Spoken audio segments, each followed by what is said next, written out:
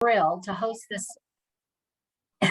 The CRRC is thrilled to host this event this evening in honor of Women's History Month. And our goal tonight is that the personal experiences of our panel that's going to be shared with you, our audience, clearly highlight the joys, the struggles, and the challenges of owning and operating a business in Waco as a minority woman, but also as a woman.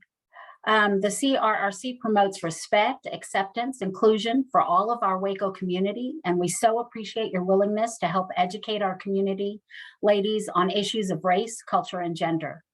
For our audience, please note that currently in our nation, women earn less than men. This has not changed in a very long time. Women earn 84% of what a man earns. Basically, that's 84 cents for every $1 a man earns, and that's what a white woman earns. It also means that means 62 cents for a Black woman and 54 cents for a Latina woman for every dollar a man earns.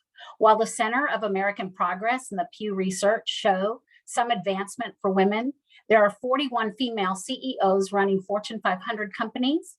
And while only 2 of those are Black, it is the first time in history that has even ever happened. This is also mimicked at our local level. Locally, 6 years ago, I became the first woman to ever become president and CEO at the Waco Housing Authority in 78 years. And a valued WHA employee for Lisa Ross just this year became the first Black woman asked to serve on the state board for the Texas Apartment Association. And the first Black female in WPD history, Chief Cheryl Victorian, was also appointed. So while women saturate the current workforce at 57.4%, we see the change, but it's evolving very slowly for both Black and Latina women. Since the murder of George Floyd, people have often asked, what can we do to change things? One of the biggest things that everyone in our audience can do is to support businesses by people of color. The growth of these businesses helps create avenues of economic success that then touch the many lives of others. There are 9 million women-owned businesses in the US as of 2022. Tonight, we have 5 phenomenal women who currently own and operate businesses in Waco. We have a series of questions for the panel, and we ask that you reserve your questions for the chat box at the bottom of your screen. And if you have questions, you may list these in the chat, and we will ask for them at the end of our session. We are also going to give 5 minutes of time to Mr. Chris Gonzalez, who's the Executive Director of the McLennan Community Investment Fund, to talk about what his program does, which I think will be very helpful for all of us to hear. We are going to ask our panelists to introduce themselves in a minute and tell us about their businesses, where they are located, and how someone can reach you. But first, please remember to put your screens on mute so that we can all enrich and support what these ladies are going to be sharing with us tonight. So I'm going to introduce each of them one at a time. And if you'll just tell us about your business and how to reach you, we'll get our night started. So I'm going to start with Linda Crawford. Let's go ahead, Linda. Hi, I'm Linda Crawford, owner of the Anchor News. We're about to celebrate 20 years in the community on August 5th, 2022. And our slogan is, we bring you just the good stuff. So if you want to hear anything about the gossip, anything about who murdered who, you can't find it in the Anchor News. But if you're looking for good stuff, who made the honor roll, who opened a new business, who was called the best in this organization, or who received this trophy, then the Anchor News is the place that you want to go to. And we often say, advertise with us because we have reasonable advertising prices, and we promise to put your business in the streets. So if you need to reach me, call 254-715-8943 or theanchornews@aol.com. And I will call you back and help you put your business in the streets. Thank you, Ms. Crawford. Dr. Shamonica Trunell, sorry. Hello, my name is Dr. Shamonica Trunell. I am the owner of Hillcrest Chiropractic. We're located at 6701 Sanger Avenue, Waco, Texas. 76710 is suite number 104. We've been serving the Waco community for 11 years now. Our motto is rooted in wellness. Our goal is to capture 80% of the community and get them to well care. We do complete, comprehensive corrective care. It's not just pain relief. We make healthcare affordable. We have a special that we offer. The special for the initial visit is a $38 special that will cover your consultation, your examination, your x-ray, and we tell you exactly what's going on with you and exactly how we can get it taken care of for you. We do a complete holistic approach, and our approach in office is patient first. Our phone number is 254-754-4000. We also have a second location in Gatesville, Texas. It's 501 East Main Street, of course, Gatesville, Texas. And we'll be opening a third location in Bellmead within the next couple of months. Thank you. That's really awesome news to hear. Thank you. Elaine Botello.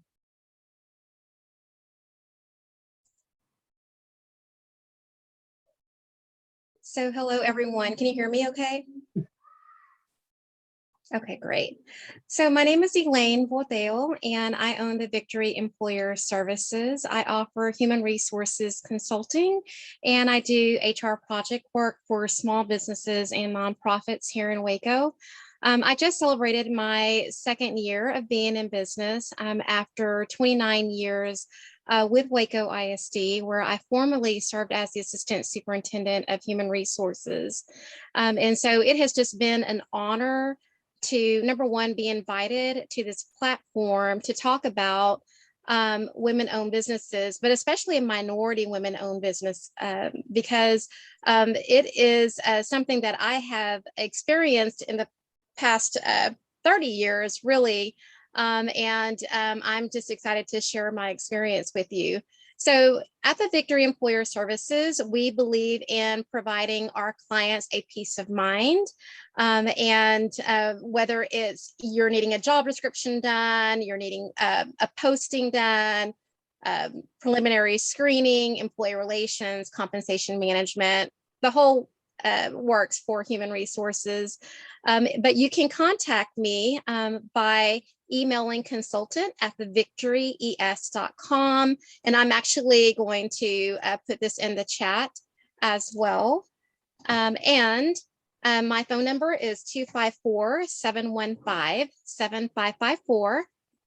And my web site is www.thevictoryes.com. And I also have a Facebook page and a Instagram page as well. So just an honor to be here. Well, thank you. I very much appreciate that. Is Daysi Barrera still on? I don't see her on my screen anymore. Let me go to Amber Bolden. Amber, could you tell us a little bit about your business and how the audience could reach you if they were interested in your services? Hello, everyone. I'm Amber Bolden. I'm the owner of Sweep Cleaning Company. What we do is we offer residential and commercial cleaning services here in town. We have a line of cleaning products, and we are also launching carpet and upholstery cleaning as well. I'm a Wacoan. I grew up here in town, and then I left for a while, and then I came back to Waco in 2017, and then I started. I had already been doing my company in the Dallas area, and then when I got back to Waco, it took me a while, but then I started Sweep around 2018. So I've been operating in town since then, and my goal is to offer jobs here in town. We are we're an equal opportunity workforce, but it just so happens that what we do in the nature of cleaning, we tend to hire a lot of women. And so I'm very honored to be able to do that in my hometown. Excuse me, I've been running around all day, and so I'm late to the meeting, but I'm still so honored to be here with such wonderful women, and I appreciate Joe for inviting me onto the panel. Well, we're excited to hear about you. If I recall correctly, you hire a lot of moms. I do. Okay. Would you like to talk about that for just a minute? Well, yeah. As it works out, our schedule is set up to, especially with our residential, we hire a lot of moms with our residential cleaning because when it comes to home cleaning, people want you there after they leave for work. So they don't want you on their way when they're getting dressed.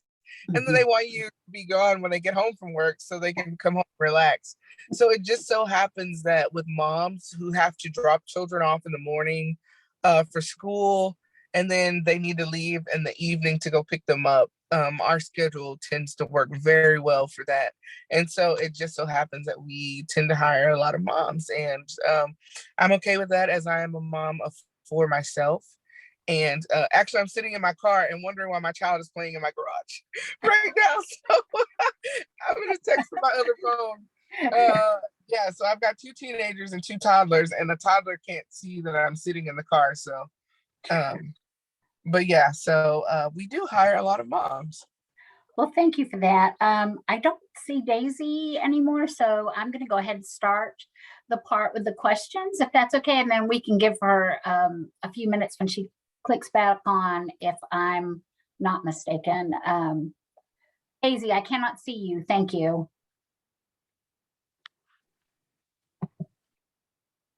Daisy, she just had a question in the, there we go.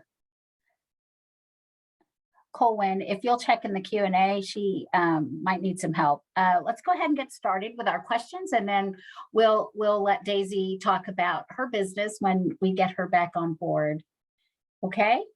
So tonight I'm really looking forward to hearing your stories and listening to your challenges and how they exist even today. And so I'd like to ask, and I'll start with Linda.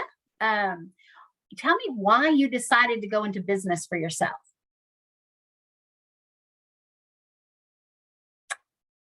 You're on mute.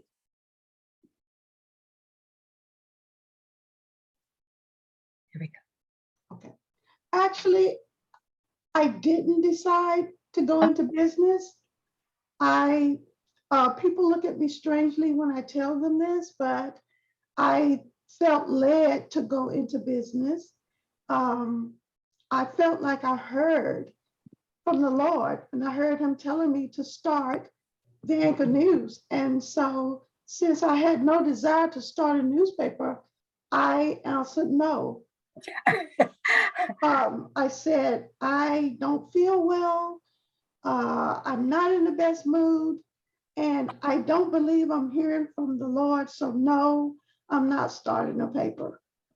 And then that was on a Monday. And then that Wednesday, I went to church, and we had a visiting minister who called me up and told me the exact thing that I heard on Monday. And so I eagerly grabbed my paper and started thinking of ideas for the Anchor News.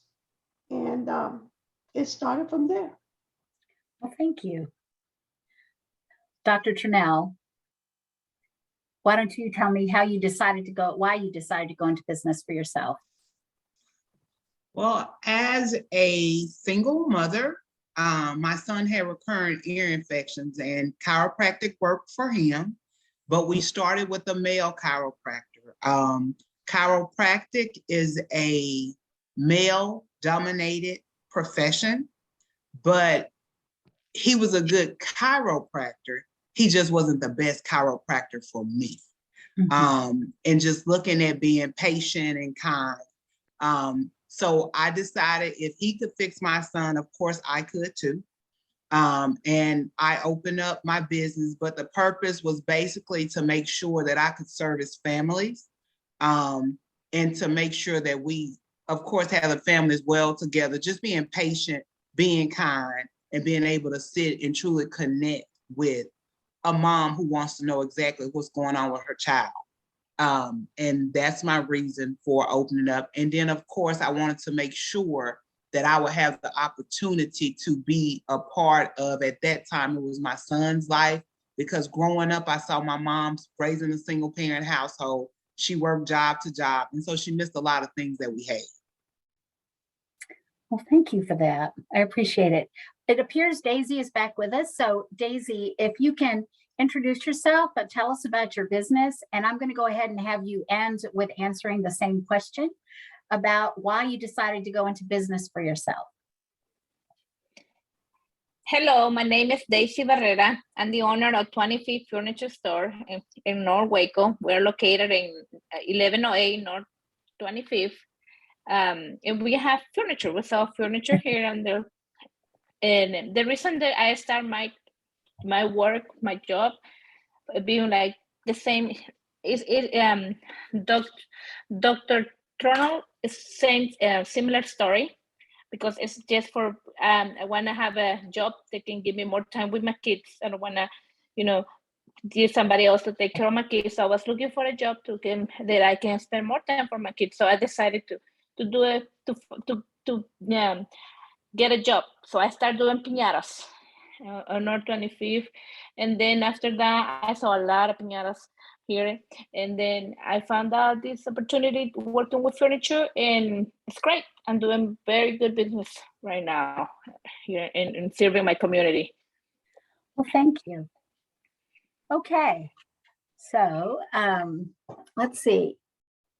Amber, would you like to tell us why you decided to go into business for yourself? Sure. So I started, so as I said, I started my company in Dallas, Texas. I was living in Mesquite. I was there because my husband's job took us there. And I had worked for another company, like doing cleaning. I was trying to finish up my my bachelor's degree, and I needed something that would allow me to be in school, make a decent amount of money, and also like the other women have said, spend time with my kids. We had acquired my husband's 2 kids from his first marriage, and so I needed to be able to be with them. And this is something that I started doing.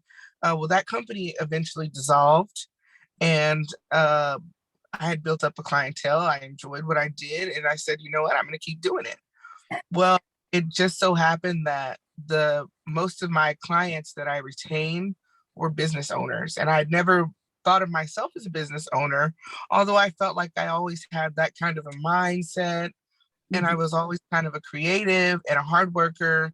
And I noticed that in each of my jobs that I had always had, I always ended up in management positions. So it was really kind of a natural order of flow for me. Was never something that I thought of as a kid. It was certainly not something that I just growing up inner city Waco, entrepreneurship wasn't really a thing, that it wasn't something that was taught. I'm glad that today there are different efforts, but it wasn't something that was taught then. So I did kind of just fall into it and fell in love with it. And, I can't imagine myself doing anything else. I don't know if I'll stay in the cleaning and the janitorial service forever, but I think doing something entrepreneurial wise is just going to be what it'll be for me. Well, good. Thank you for that. And Ms. Botello. Elaine? Hi. Hi. My story is very similar to, I guess, Daysi and Doctor, I'm sorry, I forgot her name. I can't see her on screen right now. But the chiropractor, that's fine. Oh, yeah. But it's very, very similar. So the name of my business is the Victory Employer Services, and it was God-led. I had been with the district for several years, And I know there's some questions coming up that we'll talk about the challenges. I'm going to share my challenges in just a little bit, not really about starting the business, but getting to where I was to have a successful career. Because I started out in Waco ISD as an office clerk. And I remember my salary being $11,000 for the year. And I knew that as a minority, I had to work hard and push hard to prove myself. And that included having to work full time, have 3 kids, and go to school and get my degrees and my certification. So it's been a long journey.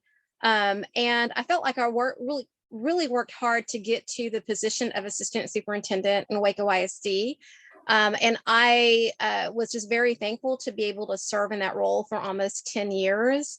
But there came a time when God was showing me that it was time to move on to a different chapter.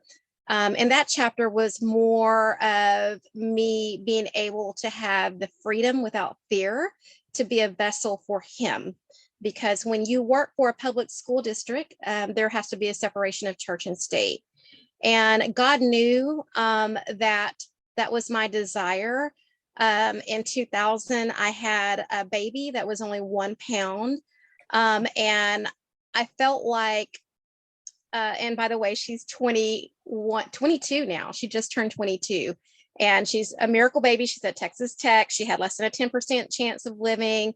But that's when kind of God showed me that we can do all things through Him as long as we believe and have faith in Him. And a lot of prayer, a lot of just asking for a miracle. And she's my miracle. But I had made a promise to God at that point that I would be a vessel for Him in any way. And so when I had an opportunity, if somebody would listen, if there were struggles, issues, counseling, being in, the HR role, anybody who was willing to listen to my story about my miracle, I would share that. But I still had to be, very careful because, it's the law. You had to have a separation between church and state. But then came an opportunity with change in leadership, and just God really just showing me, man, He was just really showing me that He really wanted to put me in a place where I could be a vessel for Him. And I learned that I had reached a retirement, didn't even know it, thought maybe I had 5 more years to work, because I had kind of been planted the idea of starting my own business when I attended if you've heard of Café y Pan Dulce, which is an event offered by the Hispanic Chamber of Commerce. While I was working with the district, I attended one of those. It was on Good Friday in 2018, I believe. And went home that day and I told my husband, I know what I want to do when I retire. I was thinking 5 years later down the road, but God knew that was going to be a whole lot sooner for me. And it ended up being, I think 9 months later, 8 or 9 months later. And so had the opportunity to retire. And 4 days later, after retiring, I decided I was going to start the Victory Employer Services. I felt like I had a lot to offer to the community in regard to, helping small businesses with their HR issues and making sure that there were fair hiring practices. I just wanted to be able to give back. And so I started the Victory Employer Services. And like I said, just celebrated my 2nd year in business. Really wonderful. Dr. Trunell, can you tell me what kind of challenges you had to overcome in starting and maintaining your businesses, I should say, because you're about to be 3, a chain. Oh, yeah. First, again, knowing that I'm in a male-dominated profession, and I'll go back to say a Caucasian male-dominated profession. And then I came out, when I got my doctorate, I was 23 years old. So I was very young. Going into situations, there would be people who would see color, of course, they didn't want to see me. My first job was actually working for a white male. And I remember one day there was a lady who looked at me and she said, "I don't want you to touch me." And I said, "Excuse me?" She's like, "I don't want you to touch me. You're young, you're Black, you know nothing." And I said, "Oh, okay. Are you sure?" And, you know, I went home that day. I cried because in the beginning, it was hard. I came up in a really small town in Mississippi. And so I was used to a community of people who looked like me, a community of people who accepted me. And so I didn't really have to deal with that type of stuff. Another obstacle I would say now too is not only that, but I was married, I'm divorced now, but also being a doctor and having a husband who wasn't the doctor. So we ran the business together in the beginning, and we would have people who would walk in expecting him to be the doctor. And when they realized it was me, that created a lot of problems. And then just getting people to believe in what you do, and just being confident. I think that's been the biggest thing. And as I think that was Miss Elaine said, just knowing that with God, all things are possible. I've been a part of a practice management group since I opened. And that was one of the biggest problems that I would always ask my coach is, okay, how do I break this racial barrier? And his thing was always just be yourself. And I'm like, being myself isn't working. And I remember I met Miss Crawford, one of the first people I ever met when I moved to Waco. And I was in my x-ray room one day and I'm just bawling, I'm crying because my business, I uprooted my family. We came to Waco. We knew absolutely nobody. And my business was not where it needed to be. And I'm just bawling like, oh my God, what have I done? And I reach inside my pocket. And there was this card that Miss Crawford had given me. And I don't even quite remember what it said right now, but I remember going to her because I didn't even know she was the individual who gave it to me. And I was like, Miss Crawford, I was in the middle of a crisis, just broke down. I say, and look at this card I found. And she said, Dr. Trunell, I gave you that card. So it's just been, the biggest thing was just breaking the barrier. And again, just standing firmly and always believing in me, because there are situations and times where things will break you. But I had to realize that I was built to bend, but I'll never break. Thank you for that. Why don't we go to Linda? And Linda, why don't you give us your challenges and that you had to overcome in starting the Anchor News and then maintaining the business for 20 years? I mean, that's a long, mature business.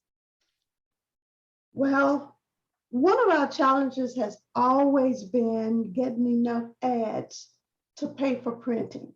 Mm-hmm.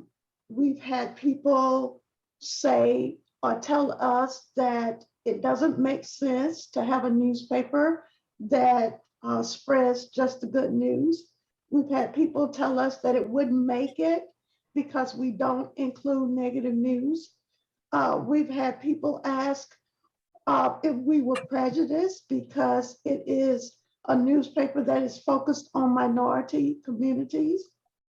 And we've had people say they want to spend their money in a more, I guess, advertised or better known publication. So we've struggled, always struggled with having enough advertising, because some people look at the fact that it's a Black-owned business. And so, and we still struggle with that. But we are more people know about us now. Congressman Chet Edwards once said to us that the Anchor News is everywhere. Well, it's not everywhere, but we're in more places than we used to be. We're in a lot of Sefcos, we're in Circle K's, and we're in many, many businesses in Waco and many of the churches, and we're even in other cities. So the challenge is getting to be less of a challenge. And I'm just looking forward to the next 20 years. Oh, that's awesome. Absolutely awesome. Amber, would you like to answer that question? So what challenges did you have to overcome in starting and maintaining your business? Sure. So for me, I think the challenge wasn't really starting my business because, it was I was just a girl with a mop, right? At first. I think you were more than that, but okay.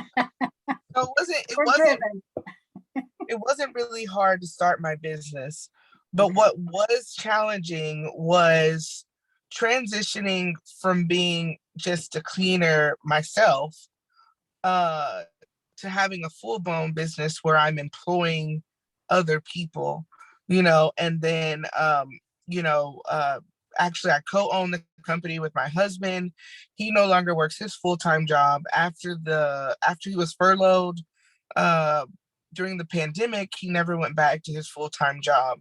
And so he and I run our business solely. And so the challenge for us is, the day-to-day, trying to balance our work and life. As everyone else during the Great Resignation, hiring and retention, those types of things. And then I guess like a personal challenge for me, I feel, and I don't so much feel that in my town. Waco has been very accepting and loving as far as I'm concerned with my business. I've been very much blessed in that way. Even though, according to the SBDC, there are over 4,000 registered cleaning businesses.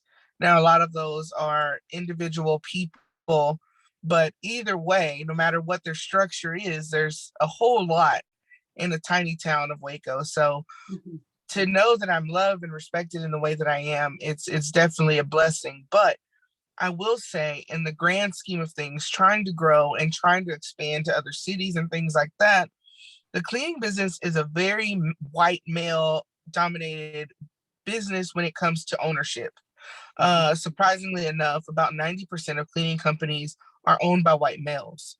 The opposite end of that, about 90% of the work is not done by a white male. It's always done by women, usually minority women. So I'm trying to change that in the sense of, hey, I'm a Black woman and I'm going to own this business. And so I would like to be respected as such. And so I do kind of feel intimidated when it comes to learning about franchise and going into those types of arenas, the classes and the insurance and things like that that are involved. I noticed that all of those areas, they're very white male dominated. So me being a Black woman from Waco, I guess that challenge is there, and having to always feel like you deal with imposter syndrome, although it's been, less lately. I think I'm walking more into my own, but it's still a thing. And trying to keep myself encouraged and empowered while also encouraging and empowering my team is something that I, deal with too. So, yes, ma'am. Thank you for sharing. Daysi, would you tell us a little bit about the challenges that you had to overcome in starting and maintaining your business? One of the challenges I found when I started my business is move to North Waco. Having a business in North Waco, like remember, like 10 years ago, 5 years ago, it was a little bit dangerous, a little bit unsafe. But now the street is very safe, and I was kind of scared to having a business there, just being me by myself over there doing the business, and I was a little bit scared when I started my business, but I found out the street is very welcome, and our neighbors are very nice. Or they take care. We have a lot of security right now. We see a lot of police and everything. And another, of course, the pandemic being so, I have to say that be very challenging to be be in this right now. So, but we still keep going, and we're still doing a lot of more business. So we like I always say, or the challenge for me is a way to do things different. You know, they have to keep going, and make it successful. Sure. Well, thank you for that. Elaine, I know that you talked a little bit about some of the things you overcome, but what about maintaining your business, you know, during the pandemic? Could you speak to that?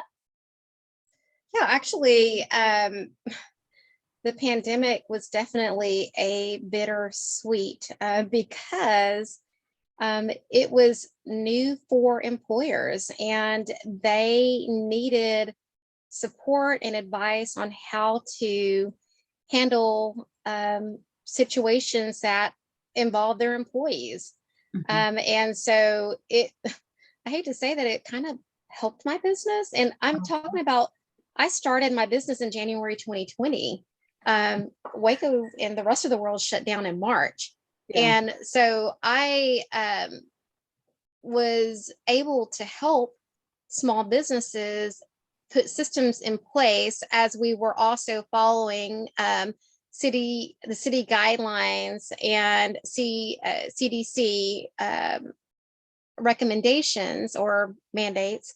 But yeah, you know, so as far as maintaining business, I actually gained business during that time frame because a lot of small businesses didn't have that local HR support. There's national HR, mainly payroll HR support, but nothing really local. So during the pandemic, it actually helped my business because people wanted to know, other businesses want to know, who can we call that could help us through this? And I was learning along with them because I was just really staying informed through my professional resources like Society for Human Resources Management on how we could help small businesses. But yes, as far as maintaining through COVID, it wasn't really difficult. But I would like to talk about the challenges that I had to overcome to get to the point where I finally made it to a role that not many Latina women, minority women get to, and that's assistant superintendent role. At the time that I had gotten to that point, I will tell you that it was hard being and at the time, like I said, I was there 29 years. So we're talking about back in 1991 to 94, around 1994. The fact that I was a young Hispanic working my, off to get to a place where I could be proud for myself, that I could be an example for my own family, that I could be an example for other women, that I could be an example for other minority women. It was a lot of hard work. It was work that other people who were not minority, even women that weren't minority, had to go through. So I was, going back to school. I was pretty much a workaholic because I wanted to make sure everything I did, that it was successful and it was recognized. That was the thing. You have to work. We as minority women have to work extra hard to get recognized. And I remember one day, Dr. Rudy Lopez, who at that time, I think he was an assistant superintendent of secondary education, I believe, but he came into my office and he said, "Why are you always here so late? Why are you here till 10 o'clock, 11, 12, 1 in the morning?" And I said, "Dr. Lopez, it's because if I don't work hard and have the evidence, the proof of success, then I won't get noticed for that next promotion. I have to work extra hard. People like me, we have to work extra hard to get noticed, where some people don't have to do that." So that was one of the challenges, and that happened many a times with supervisors that I've had, you know, where even if I would ask for support to get a certain project or task done, my request was usually denied where somebody else's was approved. And I just saw that wasn't fair. And I would always ask, why am I, you know, having to really fight to get support or to be promoted? And so it became very clear to me it was because, you know, of my race or because of my gender. So it's something that I experienced to the point where, you know, I did have to seek legal advice at one point in time, which was the best thing I did because it gave me the confidence and made me a little bit more brave or to say, hey, I'm being fair, I'm working hard. I want, you know, this entity to shine because of the work I do. Let me do it. Give me the support I need and don't say no because of my gender or my race. So all that to say, a little bit of braveness and courage did get me to a point where I finally became an assistant superintendent, which I still feel was God led. I feel, you know, I always feel like, you know, God is going to open doors, but he's also going to give you the courage to address those barriers. Right, to see it through. Absolutely. So Dr. Trunell, what challenges did you have to overcome in starting and maintaining the business? Oh, challenges in starting the business. Well, I would say just basically for me, the challenge in starting the business was finding a location. I never applied for a loan. Okay. Just because technically in my mind, they were not going to give me one. So I can't be that person who say, oh, I didn't have financial backing. So my biggest thing was just researching the area, entering into a market. And I mean, we are in Waco and we're being honest and truthful. I came to a completely racist area, knowing absolutely nobody. And I would say that was just the biggest challenge was finding a location, and just again, being able to just stand strong and just deal with the racism that came in. You know, I would have individuals who would come in, and again, once they realized we were a Black-owned business, they never came back, or, you know, their whole demeanor changed. So that would be the biggest thing for me. I didn't really have a lot of challenges because I kind of sort of just did it on my own. Mm-hmm. Well, thank you for that. Okay, well, we've talked a lot right now. You've all mentioned race or gender as a part of the challenge in starting your business, but what about keeping it going? So I'm going to start with Linda this time. Linda, you have the longest running business, and you talked a little bit about you know, how hard it was to get people to provide the advertising you needed to keep it going, and that the good news wasn't looked at by employers in the same way that they might want to find advertising somewhere else. But tell me, you know, as far as Anchor News was, did you also feel the stress regarding the race and the gender issues in starting the business? I think that my focus was on having the money each month to print. I Okay. didn't necessarily feel the stress of a Black-owned business, but it was having the money. And I think the one thing that helped me was Lavita Brown, who used to be the CEO of the Syntax African American Chamber, Yeah. told me once, I had a lot of people saying to me, offering me unsolicited advice, said that I should quit my job teaching at MCC to run my business full time, and that was the problem. It wasn't that we didn't get enough ads, but that I needed to stop trying to divide my time between two places, you know, my full-time job at MCC and trying to have a newspaper.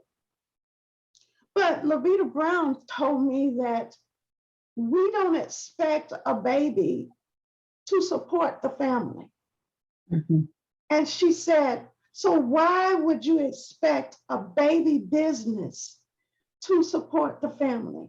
And even though some people do that, that was not something that I could do. And so I remembered her advice and I never quit my job. And so when we didn't have money to print, we took it from our family income. And that wasn't something that we really could afford, but we wanted to maintain the business. And so even up until the pandemic, I believe it was Miss Elaine who was saying that the pandemic somehow helped her business.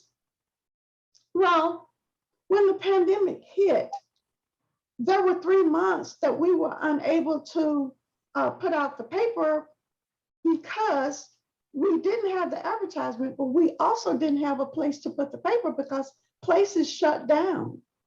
But it was during the pandemic that Dexter Hall with Prosper Waco insisted that I apply for a disaster loan or disaster grant. And SBA grant. I'm like Dr. Trunell, I never applied for a loan because we didn't have, I talked to many people and I knew that we didn't have we didn't meet the requirements. So I didn't apply for loans, but he insisted that I apply for a disaster grant and for an SBA loan. This is during the pandemic. And so I did. And I received both of them. So for the first time in 18 years, we were in a better place than we have ever been in the 20 years that we have been in business. And so, as I said, that was my challenge. And having money to pay for printing has always been a challenge for me, but we're okay now. Well, thank you for that. Daysi, Ms. Barrera, why don't you tell us, was race or gender part of the challenge in starting the business? And if so, how? How was it? Yes, I think so. But I have a business on this. 90% of my customers are Hispanic. So when my customer came to my store, we talk in Spanish. So we serve everybody, but there are people that look for us as the Hispanic community. But being a woman, sometimes I see they're like just being a woman. I feel more being a woman than being Hispanic. But there'll be more challenge for me, especially single mom with twins. And so it'd be that hard to start a business, moving some big boxes of furniture. And I do everything. I work in every single department on my furniture, on the back, on the front, on the computers, everything. So that's hard because I am a mom. I have to go home. So for me, I see more challenge. It's just be a woman. Anything else? Well, I appreciate that. Thank you. Amber, why don't you tell me how race or gender was a part of the challenge in starting your business?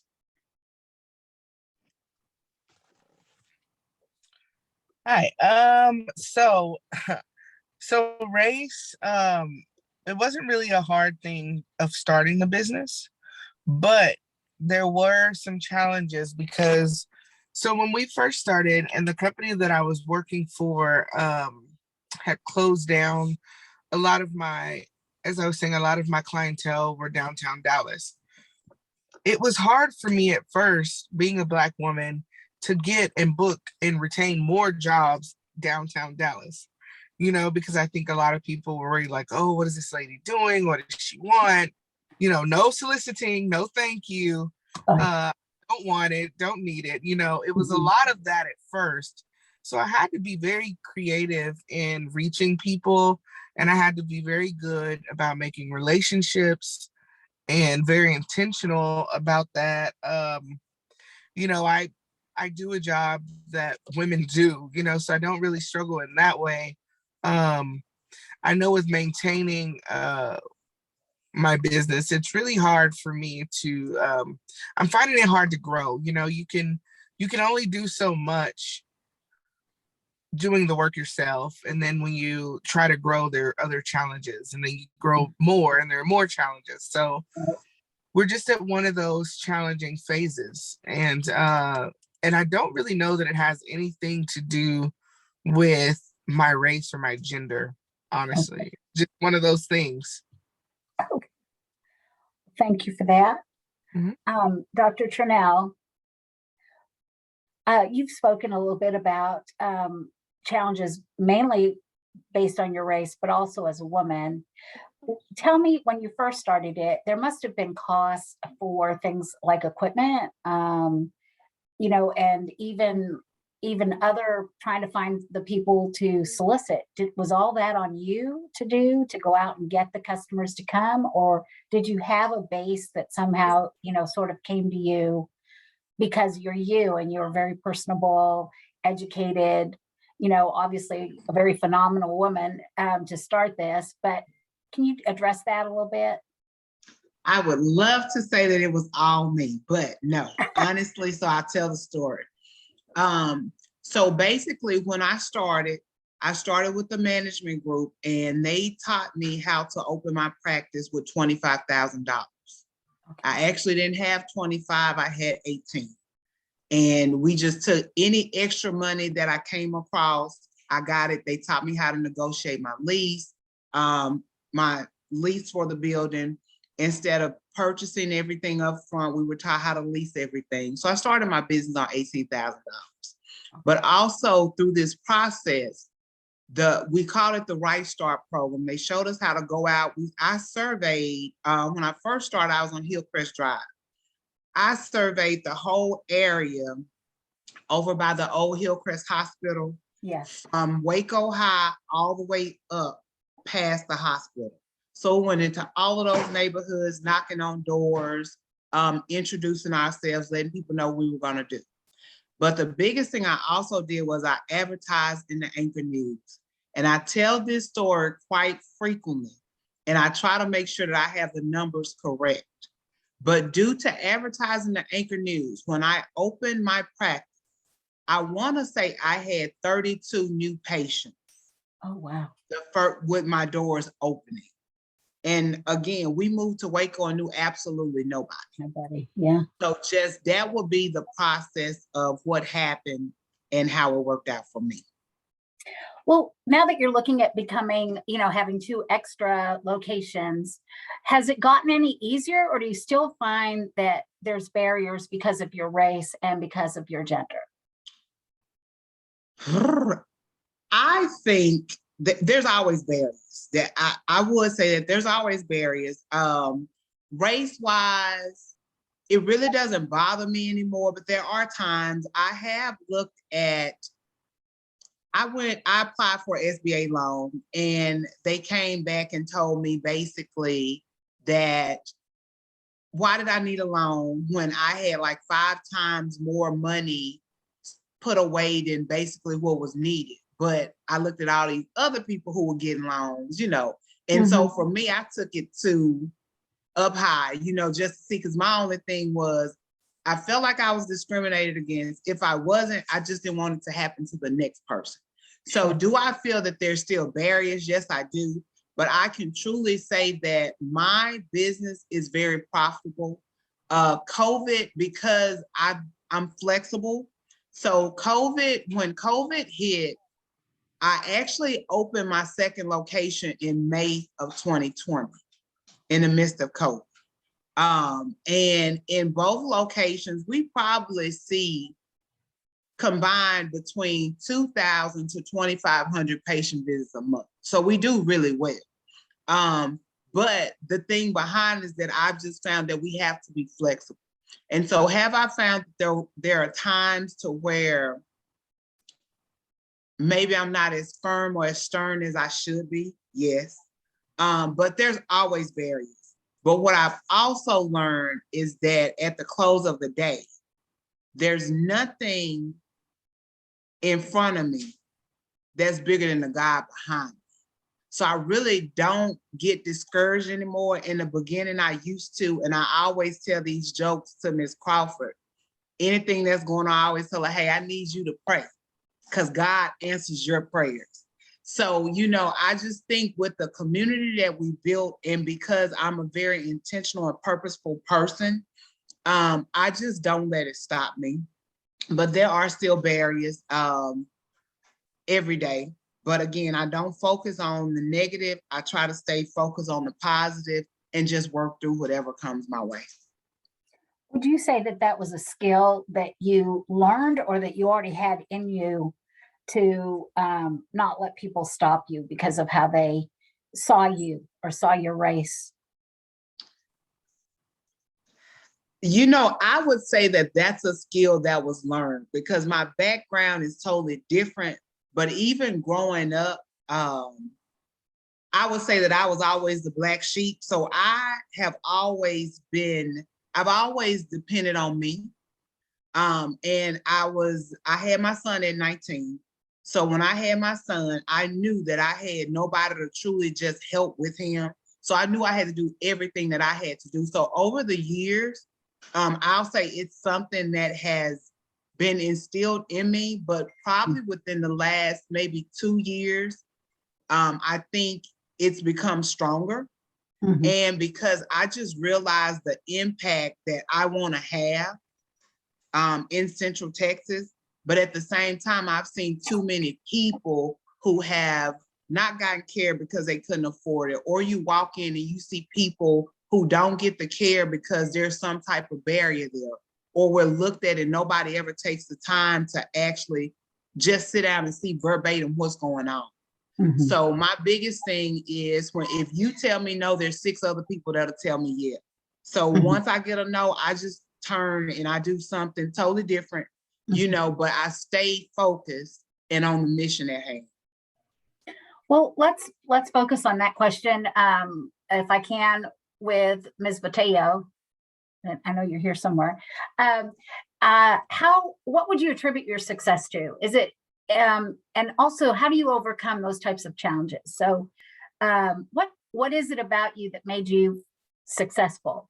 Is it your personal perseverance in light of the race issues, the gender issues, or is it something else? And if you can just speak to that.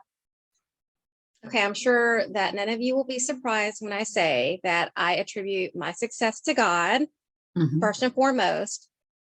Second of all, I did challenge myself and I pushed myself because I saw all the struggles and barriers that my own family, my mom, my uncles and aunts, I mean, that they had to go through as a minority, as a Hispanic in our community. And then getting into the workforce. So first of all, I knew that I needed an education. I knew that an education was going to be the key to helping me be successful and have a career. So I went and got my associate degree and I graduated and I started looking for a job, but guess what? No one would hire me. Oh. I had a degree. It was in information technology. Everybody needed people that knew about computers. This was, I won't tell you the year, it was some time ago, but why wouldn't they hire me? It just, if we want to deny it, Mhm. but it's a fact.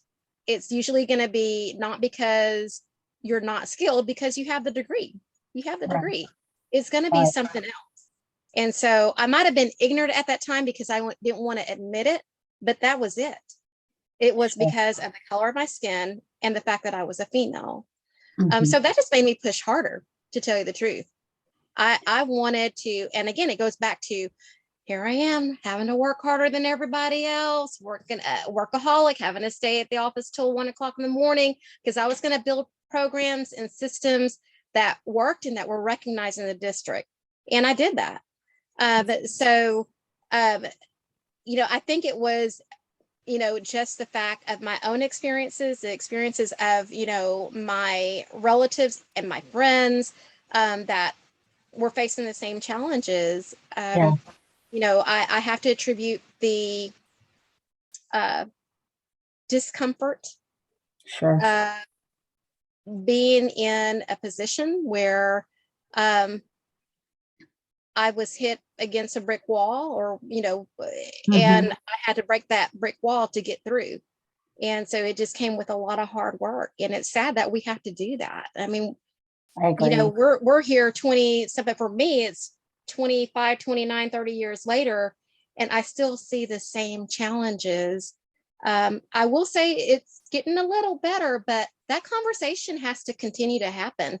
We can't just, George Floyd happened, and that brought light to here. We need to talk about this more. We need to talk about it more. And we have this conversation, and it's good, but it has to continue to happen. Right. If we It's not a don't one-time continue, it's conversation. not a one-time conversation. And if we stop the conversation, then the people who think that's okay, they're going to get comfortable with it again. So we Right. have to continue to have that conversation. All that to say, back to your question, I would say my own personal experience and barriers and those that were around me. Okay. So at least two of you have mentioned God as a support system and a guiding path to your chosen careers. But I'd be interested to know what other kinds of support systems did you find along the way, or that maybe encouraged you to start in the beginning anyway? So I'm going to ask that question of Amber.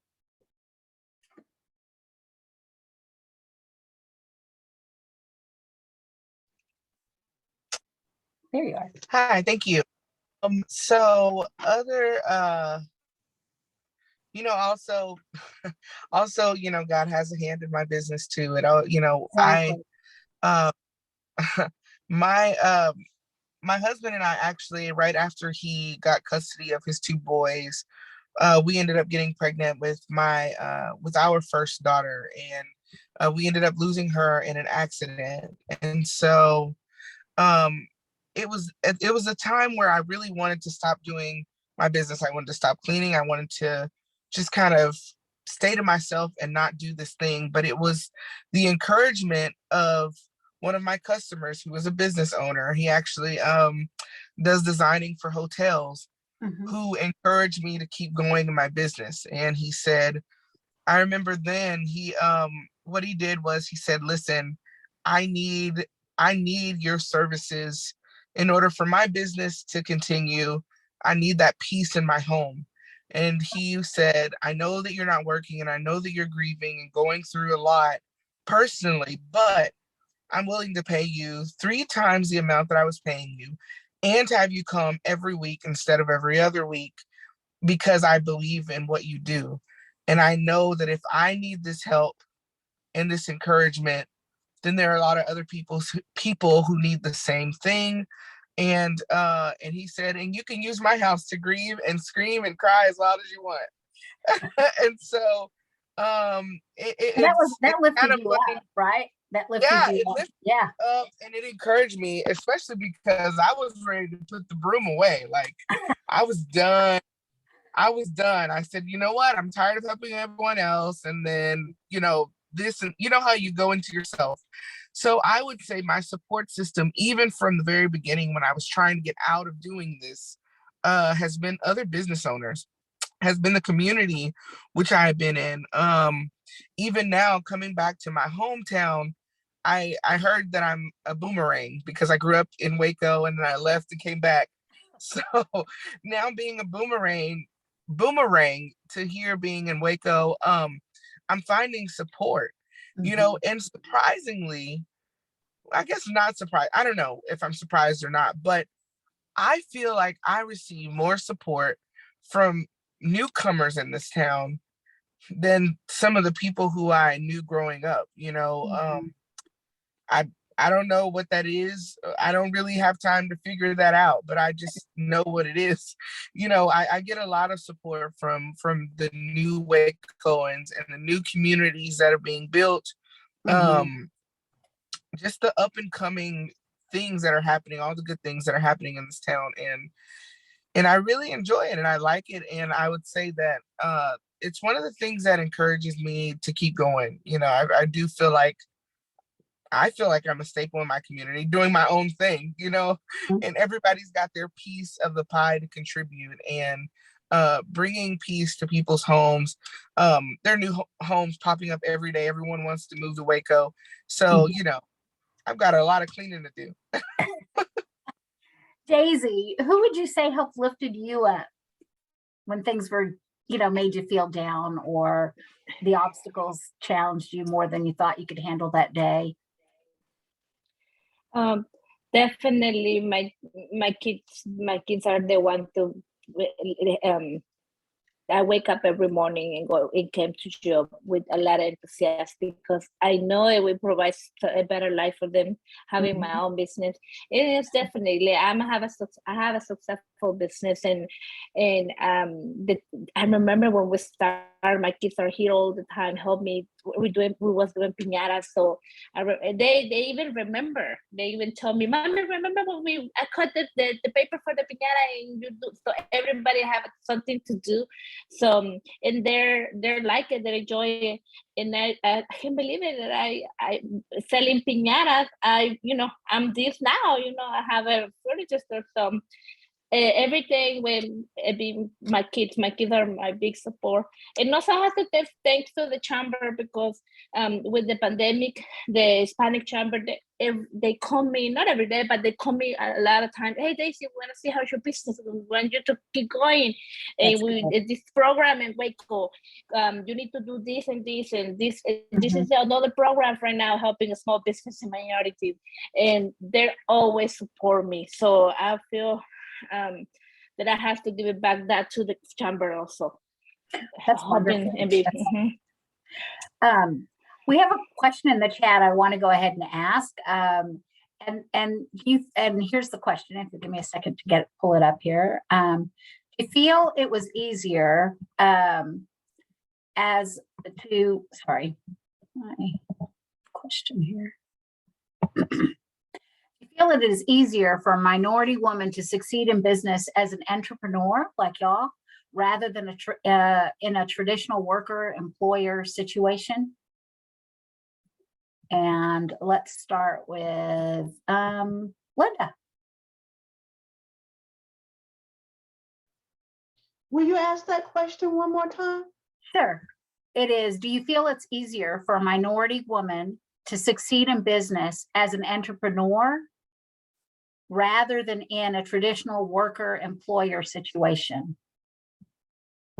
I don't necessarily think it's easier, especially when in a regular worker situation, all we have to do is follow orders.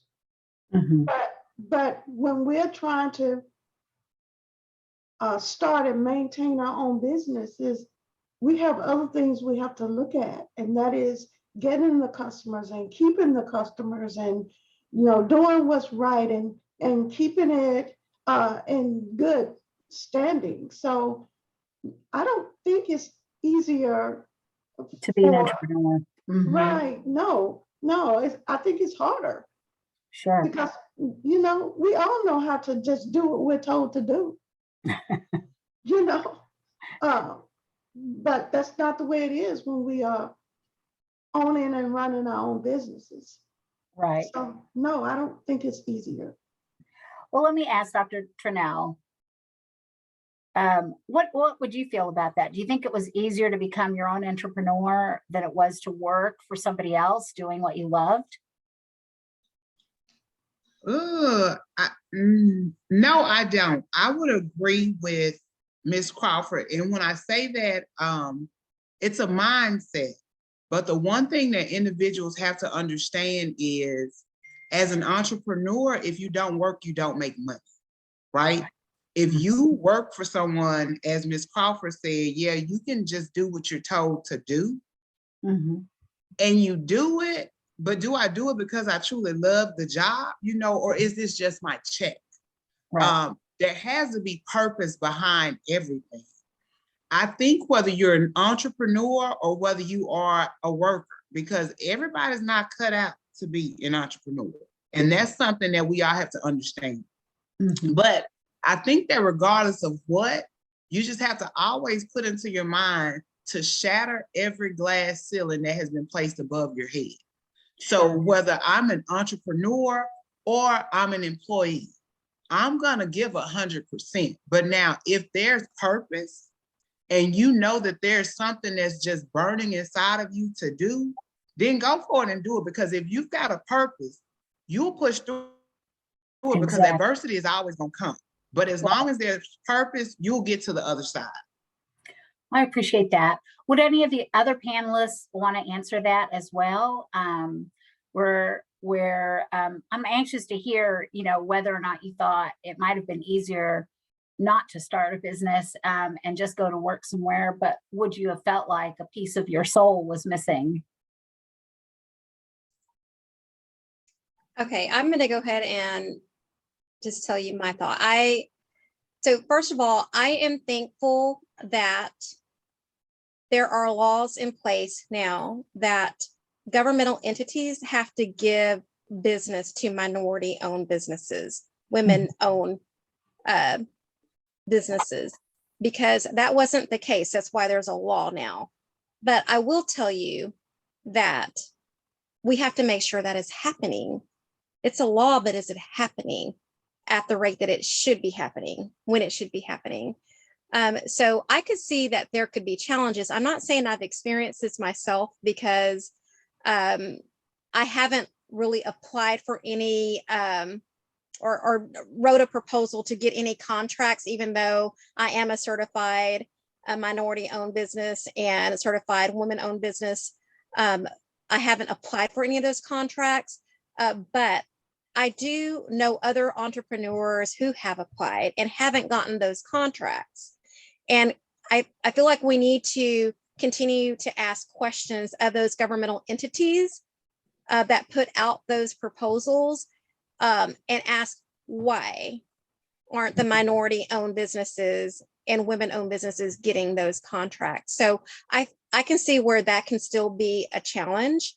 And then as a worker, and I will definitely agree with what Dr. Trunell is saying. I think for like me and Dr. Trunell and many of the other women that are on this panel, you had the courage to reach out, get support. You had a dream, you pushed through. You're to a certain point, you're still probably trying to get more of that dream fulfilled. That takes courage, but there's a lot of people out there who need the support to push through. And I needed support. I would say, I had to pray a lot. I had to cry a lot. Good thing I had a husband who had that shoulder out there every time, because it was challenging. But I would say that some people just don't know what they don't know. And if they are being treated differently because of their gender and their race, they need to know that's not okay.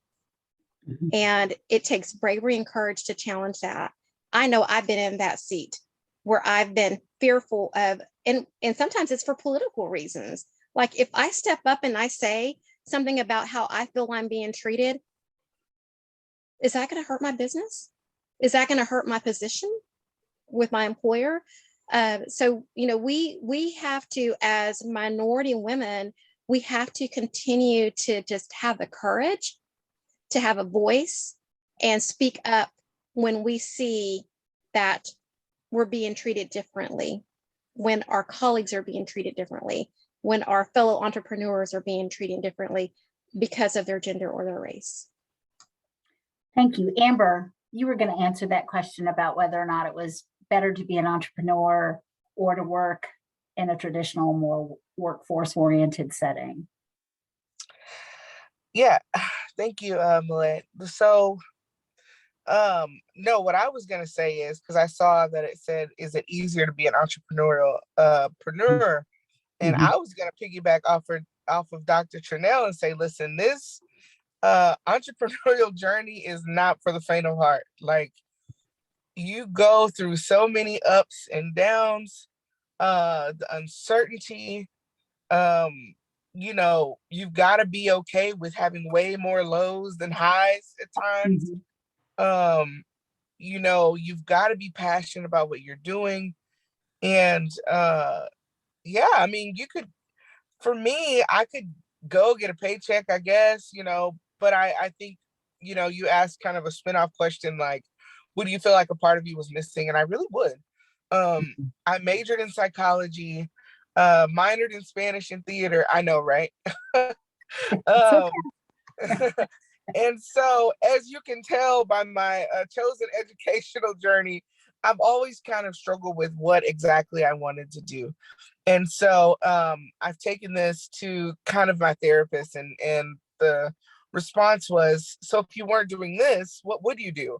Yeah. And I said I would either be doing acting, right? Pursuing my acting career, maybe doing stand-up or comedy, or I would be doing some type of alternative therapy. So I've always thought of like drama therapy or something like that, Mhm. working with children, and then what he said back was, Amber, either one of those, you'd still have to be an entrepreneur. You know what you can't go sign up. There's not a job to sign up to do any of those things. So, I don't find it easier, but what I do find why there's such an uptick in women entrepreneurs and minority entrepreneurs, it's that um, first of all, being a woman, you always face opposition from the time you're in grade school. You always want to prove that you're stronger than, or as strong as the boys. In school, you want to prove, and it shouldn't be that way, but you want to prove that you're smarter than or as smart as the boys, right? Right. But those things are amplified when you are not only a woman, but you are a minority or a Black woman. Yeah. So those oppositions become greater and deeper.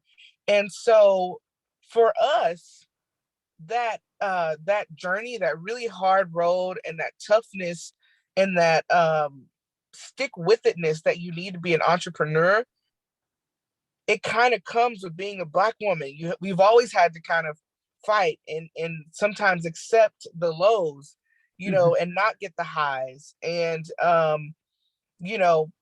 it's just something that I feel like for me, I was kind of used to. Like, it doesn't, Mhm. the pandemic was scary, but I've never known where my next check was gonna come, right? That's where faith comes in. So it's just kind of something that I roll with. I haven't found it harder to be an entrepreneur. I don't even know if I answered that question correctly, You but I did. just want to say You that. did very well. I will say that we're kind of getting tight on time, so I want to take a chance now and see if anybody in the audience has any more questions that we could answer quickly. I still want to give Mr. Gonzalez a chance to talk about his program. And so I know there's one question, and if you guys can think of a very concise answer, I'll just let anybody who wants to answer it answer. So how, thank you. So the question that I would want to ask, or that this person asked, was, sorry, I got to get back up there.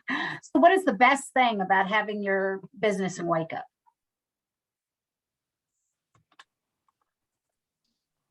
Being able to serve the Waco community. There are a lot of good people here.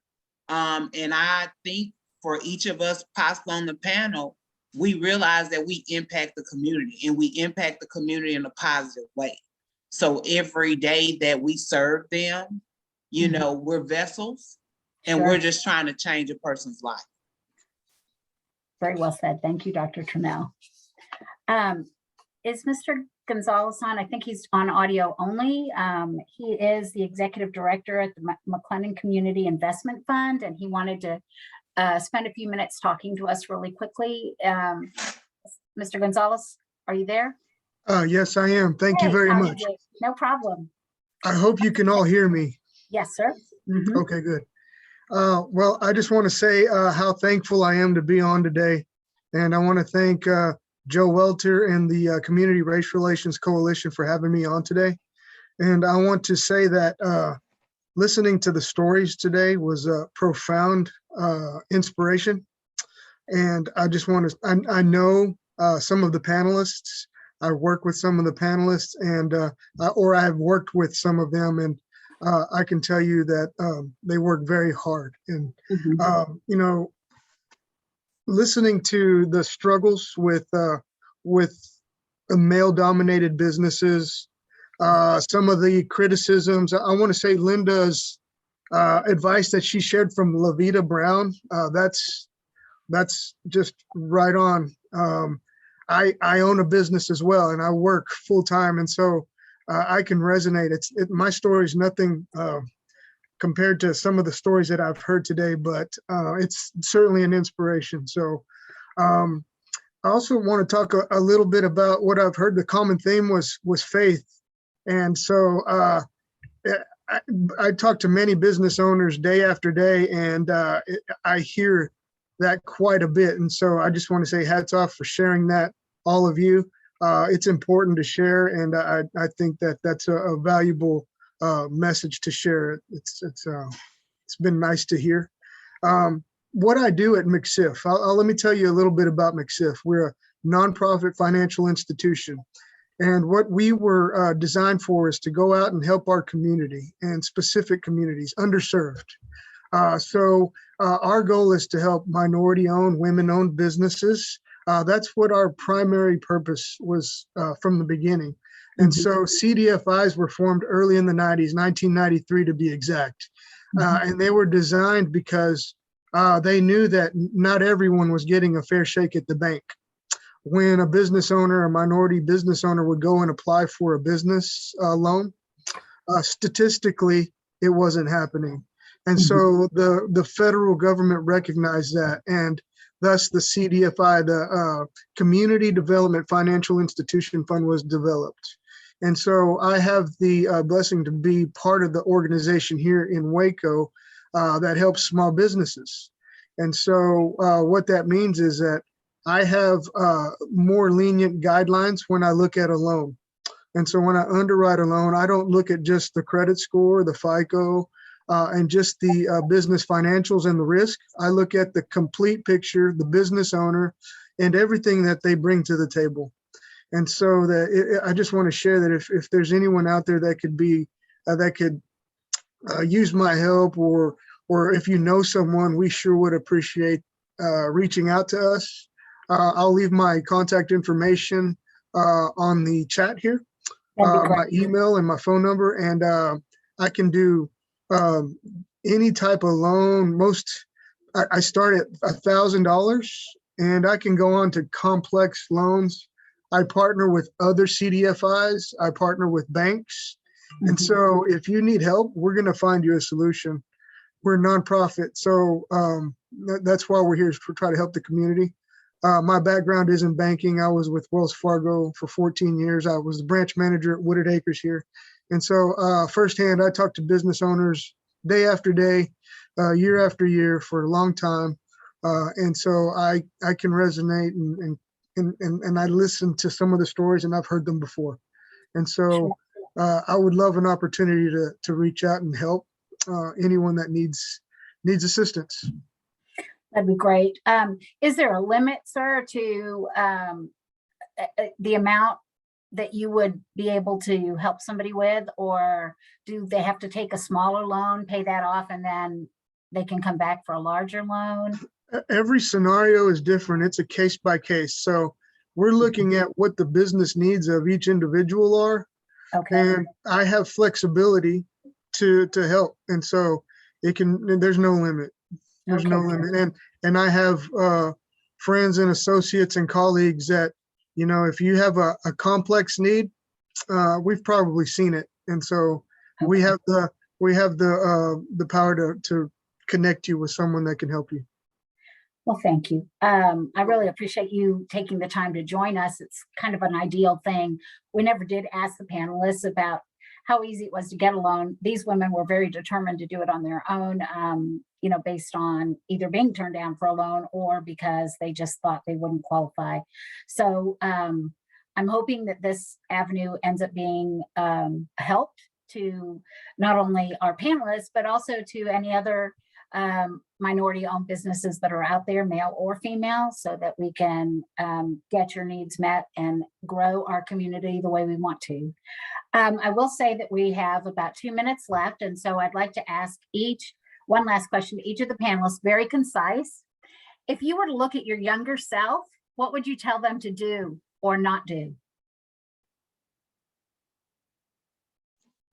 Go for it. Don't be afraid. Faith over fear. There you go. Faith over fear. I like that.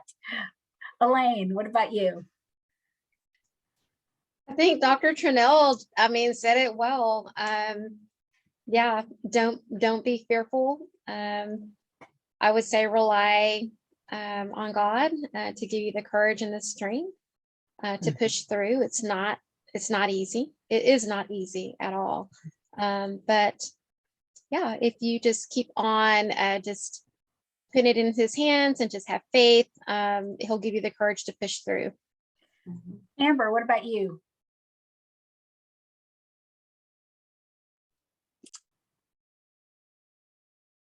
Oh, you're muted. I'm sorry. Sorry. That's okay. I would tell my younger self that all the things that I'm going to go through are for a reason, and to stay prayerful and keep going, and I'll come out on the other side. Great. Daysi, what would you tell your younger self?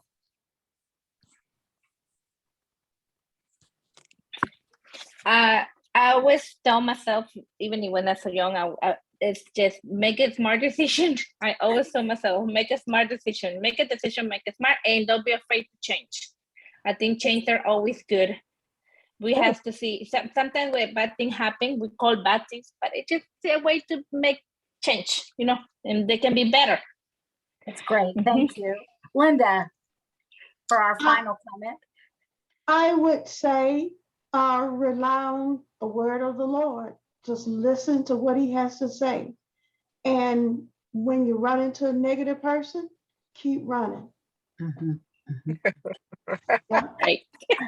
That's wonderful. Thank you, ladies. I can't tell you how much I enjoyed listening to your stories and sharing those points with you all and our audience. And I hope that maybe there'll be a future where we will all see and grow together, and that some of these challenges will go away. It would be my deepest and most sincerest hope. Again, this event was brought to you and hosted by the CRRC. And again, we just want to encourage basically any kind of education and thought processes that help us treat each other with kindness, and also to quit, to try to be more inclusive and respectful of all the people in our community, but elsewhere as well. So thank you this evening. It was my pleasure to join you all, and I will look forward to the next time. Thank you very much. Good night. Thank you.